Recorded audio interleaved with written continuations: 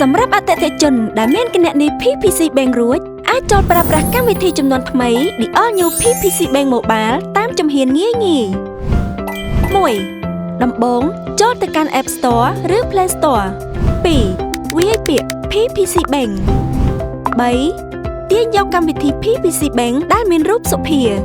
4. សូមបើកកម្មវិធីហើយជ្រើសរើសភាសា 5. ហើយចុចលើខ្ញុំចង់ចូលប្រើប្រាស់គណនី 6. បញ្ចូលលេខទូរស័ព្ទរបស់អ្នក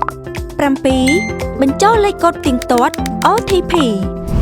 8. បញ្ចូលលេខសម្ងាត់របស់អ្នករួចជាការស្រេចក្នុងករណីអតិថិជនដែលមិនចាំលេខសម្ងាត់បន្ទាប់ពីបញ្ចូលលេខកូដទៀងទាត់ដែលបានបញ្ជូនទៅកាន់លេខទូរស័ព្ទអ្នក 1. សូមចុចលើពាក្យកំណត់លេខសម្ងាត់ឡើងវិញ 2. ចុចបន្ទាប់ 3. បន្ទាប់មកសូមធ្វើការស្កែនអត្តសញ្ញាណប័ណ្ណឬលិខិតឆ្លងដែន 4. ទៀងទាត់ព័ត៌មានផ្ទាល់ខ្លួនឲ្យបានត្រឹមត្រូវ 5. ថតមុខរបស់អ្នកដោយប្រាកដថាអ្នកនៅទីតាំងដែលមានពន្លឺគ្រប់គ្រាន់និងមិនមានអ្វីបាំងមុខ 6. បញ្ចូលលេខសម្ងាត់ថ្មី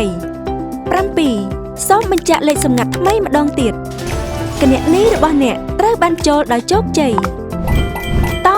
ទាញយក The All New PPC Bank Mobile App ចំនួនថ្មីនិងរីករាយជាមួយការប្រើប្រាស់មុខងារថ្មីៗទាំងអស់គ្នា